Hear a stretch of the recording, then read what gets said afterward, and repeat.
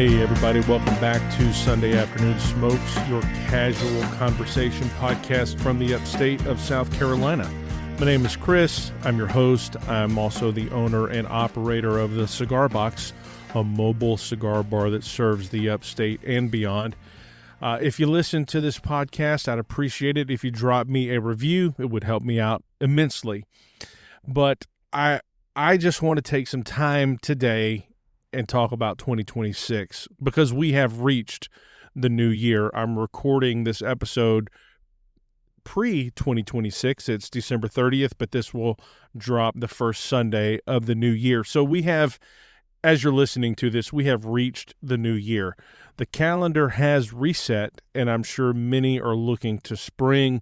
March 20th, if anybody is interested. That's the first official day of spring. But, new life will spring. Days will be longer and warmer. It's a nice time of the year. Not my personal favorite, but it's still nice.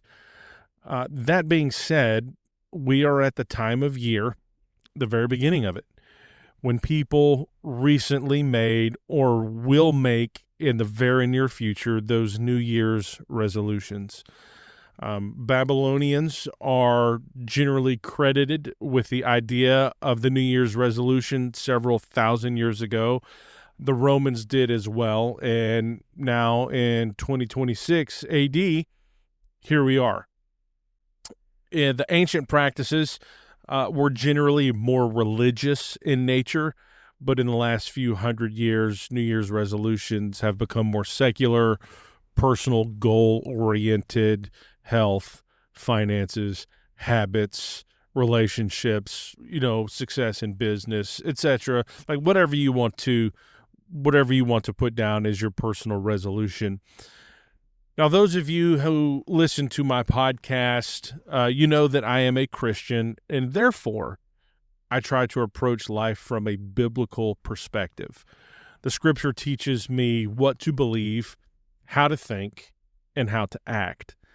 And I haven't made, as of yet, any particular New Year's resolutions, but I just wanted to give you a little spiritual insight or guidance or just some of my thoughts on making the most of your 2026, or making the best of your resolutions for 2026. And I'm not trying to necessarily instruct you on something that I haven't done or haven't thought about, but because the things I'm going to talk about have been rolling around in my head for several weeks now, and I've kind of been meditating on them a bit. And so here they are, and I hope they're helpful. And FYI, these are in no particular order, but I have, 4 realizations, if you will, that I want you to make or think about, to consider when putting down a few New Year's resolutions. Number 1, realize if the Lord will. Now, what do I mean by that? If the Lord will. Americans are very independently minded. I mean, after all, one of our founding documents is the Declaration of Independence. And in the U.S. Constitution is laid out for us 3 independent yet equal branches of government. We are a nation of people who do not like others exerting authority over us. We have been brought up in this system, and we generally have had parents who have taught us to be independent. I hope that's the case in your life. And those are all good things as far as humans go, personal relationships go, the relationship between government and citizen, that I think that's a great paradigm, a great perspective, that we don't want the government exerting too much authority over the citizenry. So those are good things as far as human and government relationships go. But when it comes to the divine, it's a mistake. Psalm 24:1 says, "The earth is the Lord's, and the fullness thereof, the world, and they that dwell therein."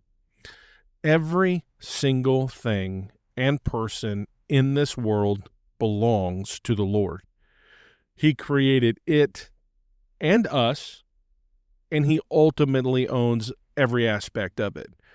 It says in another psalm, I can't recall it off the top of my head. It might be the 24th one, but it's written, "It is the Lord that hath made us, and not we ourselves. We are his people and the sheep of his pasture." So the Lord owns the earth and everything and everyone in it, as he's the maker of it. Ever since I became a Christian 26 years ago, it was 26 years ago on the 19th of this month, or of 19th of December.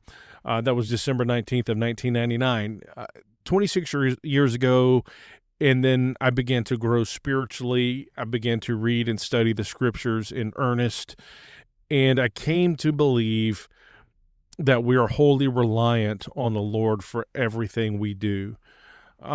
Even such small things as the ability to walk, the simple act of raising a hand.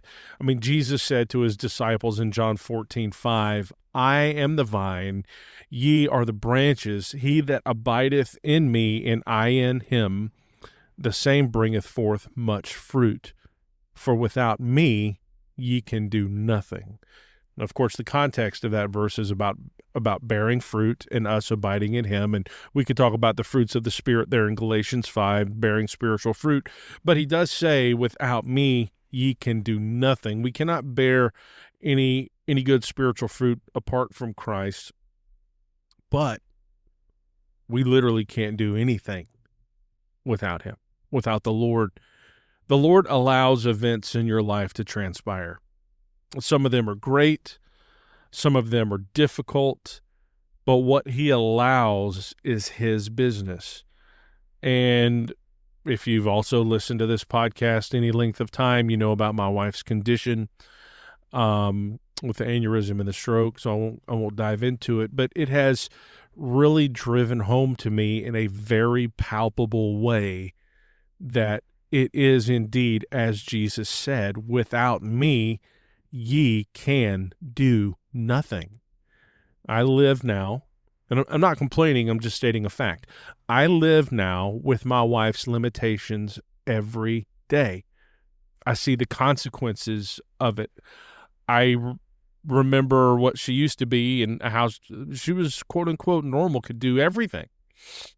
Could walk, could talk, could use her body, could, use her mind at full capacity. And now she's much more limited. As you make your plans, grand though they may be, as you make your plans for 2026, whether they are personal or business oriented, please remember the Lord's grace and kindness to you, that whatever you do, whatever you plan, he has allowed you to do or plan. Even down to such a simple thing that you don't even give a second thought to, like reaching in your purse or your pocket, pulling out your phone and typing out a simple text message to somebody. You give no second thoughts to that whatsoever. You just do it, but it's because the Lord allows you to do it. My wife cannot.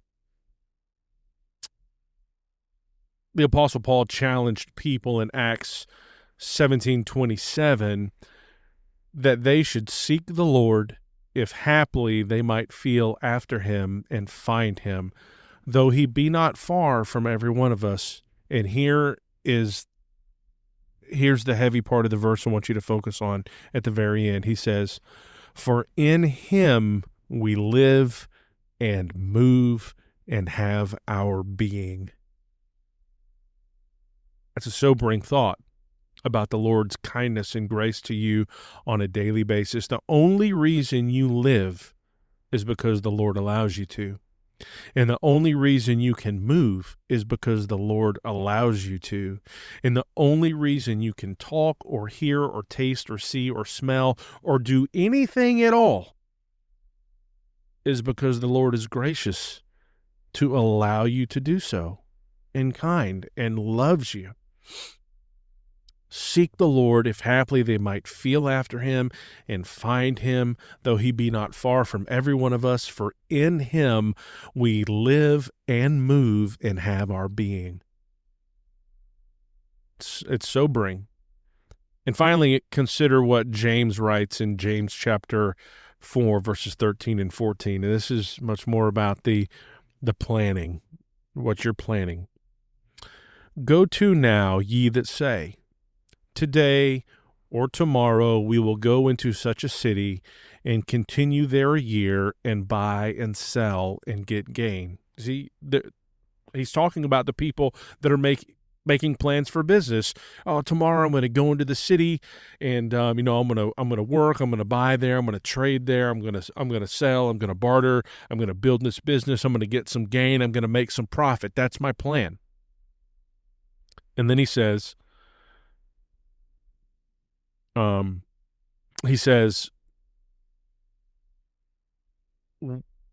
whereas ye know not what shall be on the morrow, for what is your life? It is even a vapor that appeareth for a little time, and then vanisheth away. And then he follows it up in verse 15, and he says, for that ye ought to say, if the Lord will, we shall live and do this or that. There it is.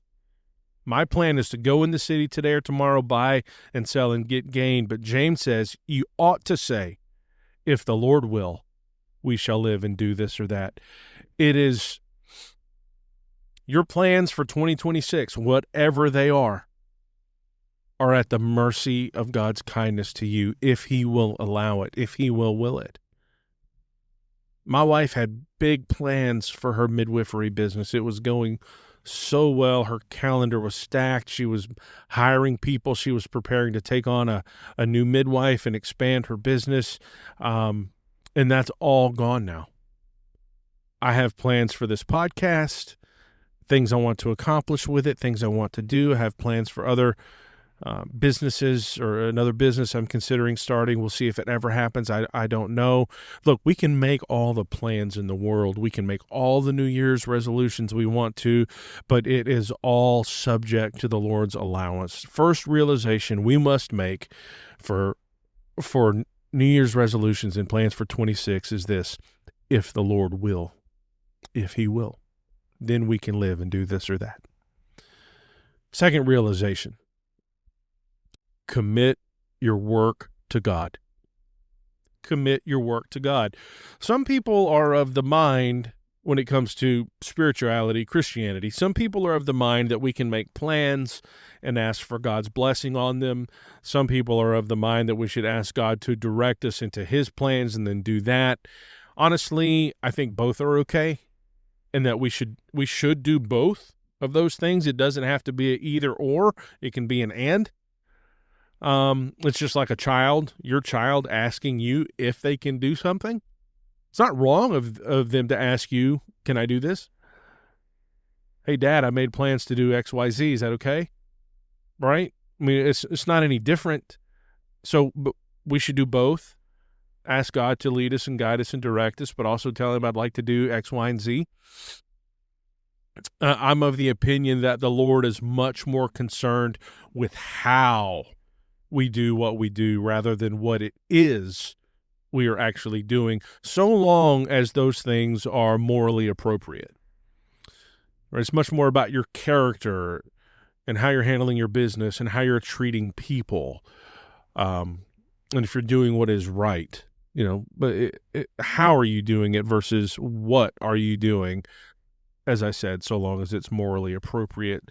But here's a good bit of instruction from King Solomon, the wisest man ever to live outside of the Lord Jesus Christ. He writes in Proverbs 16, verse 3, commit thy works unto the Lord, and thy thoughts shall be established.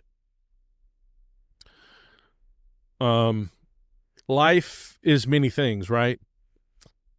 We can say life is friends, life is family, life is work, so on and so forth. I mean, all of that is true to an extent, but I think if we break it down to look at its core, life is a series of choices.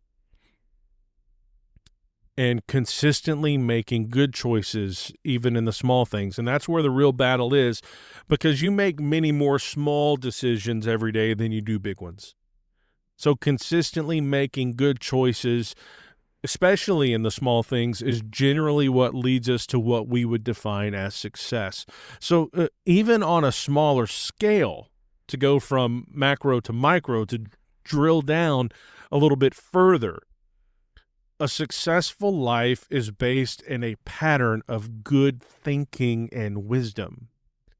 Because, as I said, consistently making good choices. However, you make your choices based on what you think and how you process information, right? So the real battle that we must win is the battle in the mind, the one in between your ears. It's not the external noise and the external forces and the circumstances under which you find yourself. It is you receiving information, processing it appropriately, having wisdom and discernment to look around and see maybe future pitfalls and how decisions might affect X, Y, or Z, and then choosing with discretion, consistently processing information, thinking well, and making good choices. And if you want to accomplish a certain work, you must have good thoughts. How do you have good and orderly thoughts? That's a great question. I think that's by doing what Solomon said in Proverbs 16:3. Commit thy work unto the Lord, and thy thoughts shall be established. Maybe you want to open a bakery this year. Maybe you want to be a better husband, whatever quote-unquote better means, better than you were last year. Maybe better means not being so critical of your wife, right? I don't know what the case might be. Maybe you want to be a better husband. Maybe you want to get out of debt. Maybe you want to make plans to travel. Maybe you want to attend church more. Take some time to pray over those regularly. Tell God what you want to do. Ask his guidance and wisdom on them, and let him establish your thoughts to the end you might accomplish those tasks. And then as those thoughts come pouring in about the work that you want to do, begin to write them down, maybe on a notepad.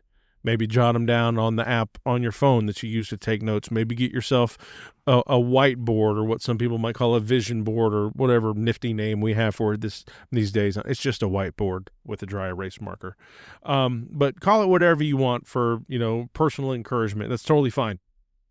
But just jot those thoughts down as they come, in whatever order they come.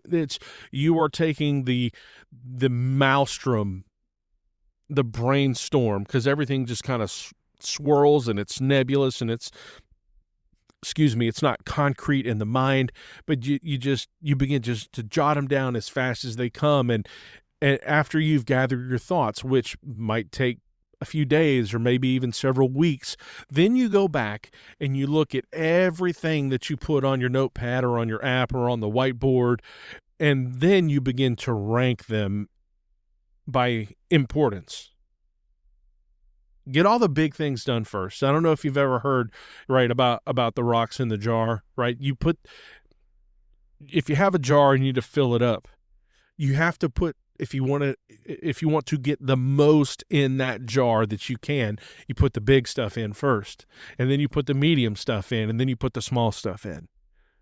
If you put all the small and medium stuff in there, you can't get the big stuff in at the end. And to illustrate it this way, I'll try and do it the best I can verbally, as this is audio only, but just imagine you have a big jar and you have some rocks of all sizes. Well, I want to take the biggest rocks I can and place them in the jar. And then gradually, I am going to take smaller rocks and put those in the jar. And because the big rocks in the jar, of course, they're not going to fit in great, there's going to be a lot of empty or negative space in there, then the smaller rocks will bounce around. They'll bounce around there, and you shake it, and they kind of work their way into the cracks and crevices, and they'll fill up in the bottom in all that empty space. And then you take the even smaller rocks and you repeat the process. And then after you're done with that, you take something even finer like sand, and you pour sand on top, and you begin to shake it, and the sand fills in like all the crevices until it's full of big rocks, medium rocks, small rocks, pebbles, and sand. And then, guess what else you can put in there? You can pour water in it. So you see, none of that works, though, if you don't put the big rocks in the jar first. So after you've got your giant list of things that, like, if you want to start a bakery, you want to attend church more, you want to be a better husband, or whatever the thing is, write down all the things. You just get them out there, and then look at it, and then begin to put them in order of importance, and do the big ones first. And that takes some wisdom, right? And that is committing your work to God. That's a wise step to do. It's committing your work to God. But it takes some wisdom. And let me just give you quickly here a word on wisdom. There's only 4 ways to get it. Only 4. And these are in no particular order, but you can do them all. Number 1, you ask God for wisdom. I pray for wisdom all the time. James 1:5 says, if any man among you lack wisdom, let him ask of God, who giveth to all men liberally and upbraideth not. Well, you might look around the world, and you might look in your circle of friends, and you might look in the people you know, and you might think that, man, there's not a lot of wise people there. And that's fine. Keep that to yourself. But if the verse says to ask of God, who gives wisdom to all men liberally, how come there's so few people with wisdom, it would seem? Well, very few people ask for it. Pray for wisdom if you want it. Number 2, read the scriptures, particularly Proverbs. Proverbs chapter 1 tells us very plainly that the whole intention of the book of Proverbs is to give to the young man, or to anybody that reads it, wisdom, discernment, discretion, to give us those things. Proverbs is a great book where the wisdom of God is found. Now read all of the scripture, right? The beginning of wisdom is the fear of God, or the fear of God is the beginning of wisdom. But all of the scriptures is great, but the book of wisdom there's a couple of them. Proverbs, Ecclesiastes is another one. Number 3. Third way to get wisdom is to spend time with wise people. Proverbs 13:20, he that walketh with wise men shall be wise, but a companion of fools will be destroyed. Or he that walketh with the wise shall be wise, I think is how it goes. Look, if you consistently surround yourself with clowns, that's eventually you will be one.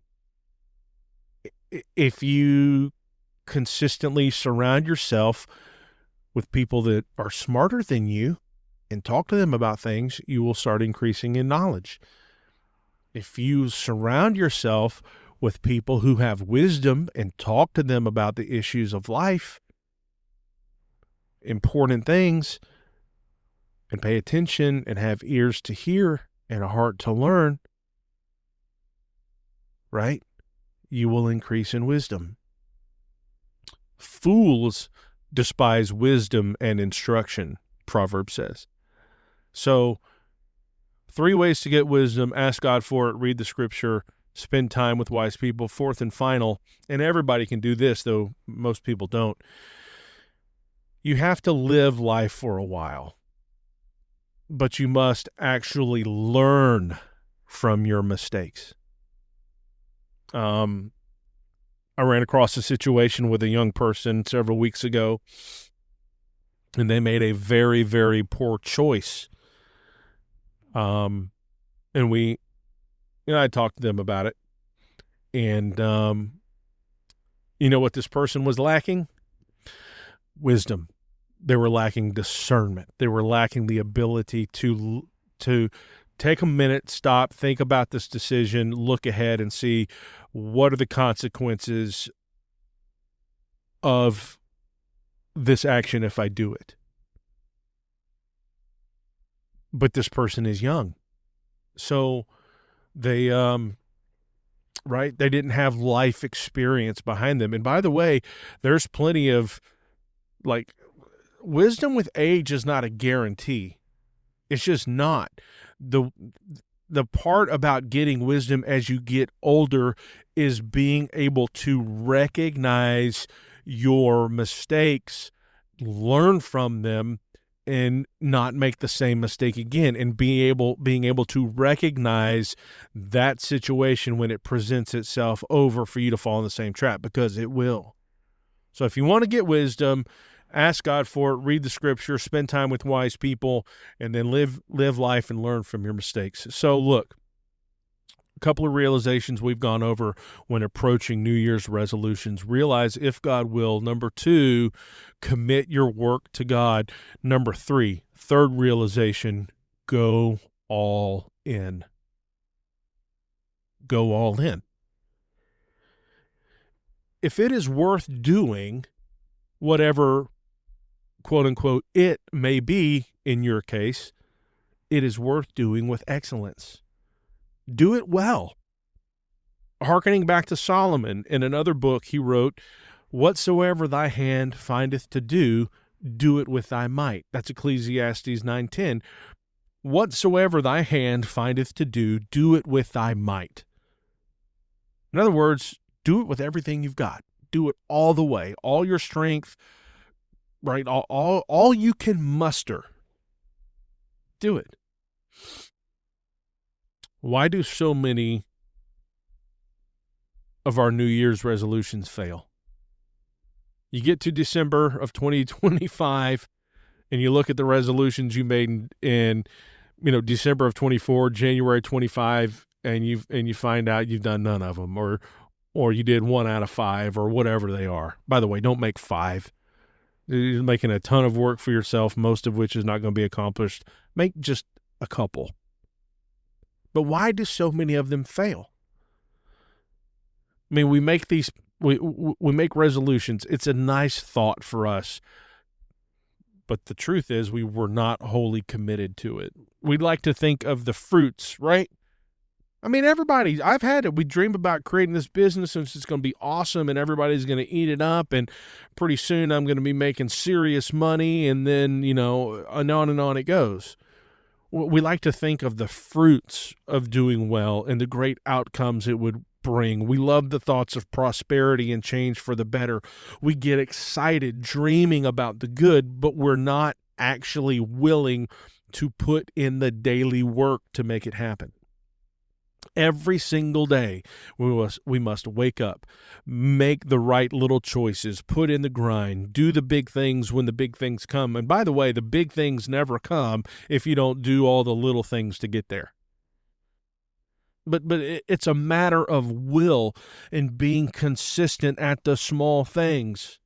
And the sad reality is that we're often too lazy to do the work. For instance, I threw out the example, if you said, a New Year's resolution is I'm going to go to church more this year. Well, that means if you're going to go to church more this year, one of the things you might want to consider is I don't go out late on Saturday nights with my friends as much.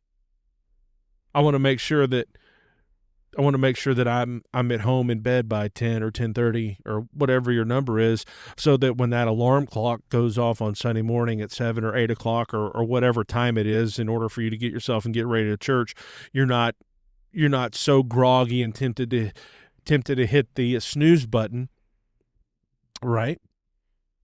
Because you're just worn out from hanging out and goofing off or partying or whatever it is on Saturday night. And you've shot yourself in the foot. You decided I'm going to go all in, so I need to set some actionable markers for this. Or I'm going to be, pick the scenario. Whatsoever thy hand findeth to do it with thy might. My wife likes to make fun of me because I have hundreds of favorite verses from the Bible. I have several different books of the Bible that I would label as my favorite, and I have dozens of favorite quotes, and she says more or less that they can't all be my favorite, by virtue of the word favorite. There can only be one, but I agree and disagree all at the same time. I just can't choose between them all, so they're all my favorite. But one of my favorite quotes when it comes to work and getting things done comes from Winston Churchill. in a speech he gave to the before the House of Commons in World War I. He said, "It's no use saying we are doing our best. You have got to succeed in doing what is necessary." If you've set a New Year's resolution and 3 months in, you're not seeing results, go back and review how much you've actually put into it. Were you all excited about it? Just on fire with it? Started making plans, started doing things, it just kind of fizzled out and fell back into old habits and old routines? Like you will lie to yourself and make excuses by telling yourself, when you're not seeing the results, you will lie to yourself and tell yourself that I'm doing my best. But are you? I mean, are you really doing your best? Best is a descriptor, right? Good, better, and best. Yeah, there are 3 options, but they're all descriptors. It's an adjective. Doesn't tell us much that's concrete. Instead, ask yourself, am I succeeding in doing what is necessary? I want to do this. Am I doing it with my might? So, third realization about your New Year's Eve or your New Year's resolution, whatever it is, whatsoever thy hand findeth to do, do it with thy might. Fourth realization, and this is kind of an asterisk here. This is on all kinds of commercials and, results may vary. This is my fourth and final point, wrapping up the podcast with this for your New Year's resolution. Results may vary. No matter what you do, whether you've challenged yourself this year to lose weight or start a business, nothing is guaranteed. Nothing. But generally speaking, if you will create a solid plan and work the plan, that's a saying, plan the work the plan.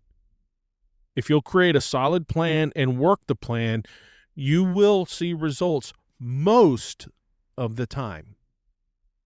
Like you can change your diet, you can drink more water, you can eat wholesome foods and put in a little exercise, and generally you will lose weight. You can do all those steps necessary to start a business. You file your paperwork, you advertise, you show up at markets, give out business cards, go to networking events, and you'll start seeing some results. But maybe you're not seeing results. Maybe you have an underlying health problem you're not fully aware of that prevents you from dropping pounds. Maybe someone is doing the exact same business as you, and you seem to be doing the exact same amount of work, and you're seeing much less success than them. So what gives? I mean, what's happening? Why am I'm doing the same thing as, Sam over here, but he is being more successful than I am? Well, look, there's a lot of Solomon here, okay? We're going to go back to him. Here he is again writing in Ecclesiastes 9:11. I returned and saw under the sun that the race is not to the swift, nor the battle to the strong, neither yet bread to the wise, nor yet riches to men of understanding, nor yet favor to men of skill, but time and chance happeneth to them all. And what a verse. The race is not to the swift, the battle not to the strong, neither yet bread to the wise, nor yet riches to men of understanding, nor yet favor to men of skill, but time and chance happeneth to them all. The world is a weird place, my friend.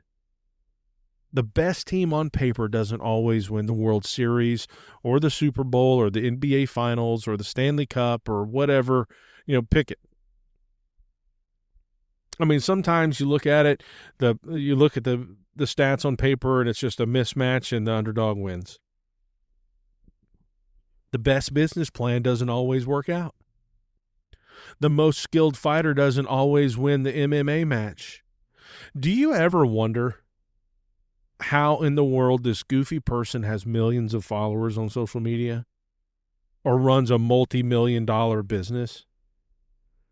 I have. Things simply do not always add up. Now, we could look under the hood, see about the work they're doing, what they're putting in, so on and so forth. But remember, it's the math doesn't always math. Time and chance happeneth to them all. For some unknown reason, things just catch on. It's just weird. It's like a blessing from God. Maybe that's exactly what it is. Like, one of the things my daughter says, it drives me nuts. These stupid kids running around saying the 6'7" thing, and I've heard them talk about it. Just some random kid on some video somewhere on TikTok did a 6'7", whatever the heck it means. I have no idea, and it just blew up. Why? There is absolutely no reason why. Things just don't always add up. I can't explain it. So, try not to be discouraged, and that probably applies more to business ventures or complicated plans than it does to personal goals like losing weight or getting out of debt. I mean, getting out of debt is a math problem, right? It's a math problem. How much money am I spending? How much money do I make? Where am I putting in my money? I mean, in debt, so it's not, honestly, debt is not a money problem. Debt is a control problem. It's a character issue. I want things that I can't afford, but I buy them anyway, and I'm on debt or in debt. I mean, it's a multifaceted issue, but by and large, debt's a math problem. And then in a deeper sense, it's a character problem. Being able to control your flesh and desires. Losing weight is, generally speaking, like I said, change your diet, drink more water, eat better food, put in some decent exercise. Generally, you're going to lose weight. And so what I said just now, right, it probably applies more to business ventures or complicated plans than it does to personal goals. Those are more mechanic with less variables involved. But I just want to say that there are times it's just, quote unquote, as we say, not in the cards for whatever reason.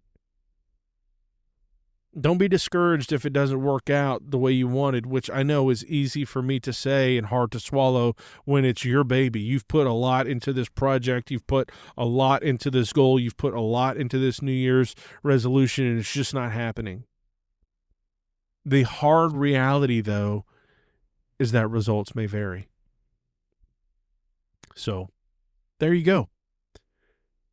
Those are 4 items to take in, or 4 realizations I want you to make when considering about locking in your New Year's resolutions for 2026. They are, if the Lord will. God is very gracious, and every day He allows you to wake up and breathe and get to work.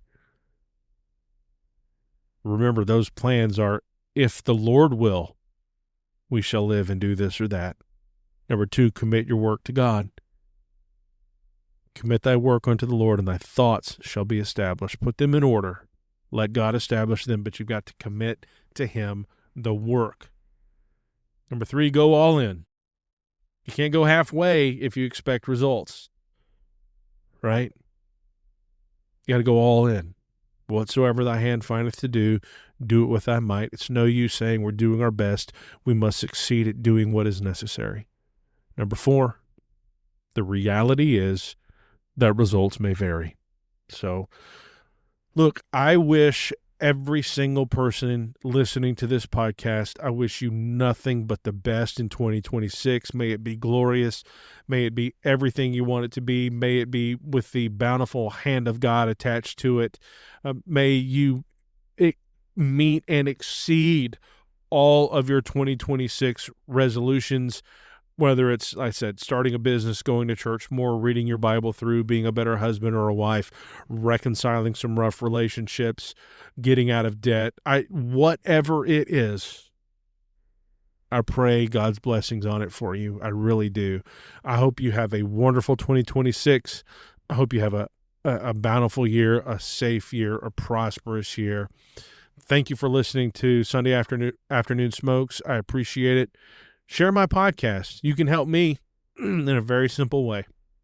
Simply share it. Whatever episodes you think are interesting to you or might be interesting to somebody you know, send them the Spotify link or the Apple Podcast link. I would really appreciate that. Help me grow it. That's a goal for 26 in some ways, to grow Sunday Afternoon Smokes. So yeah, I appreciate it. Share Sunday Afternoon Smokes with your friends. Share it with your family.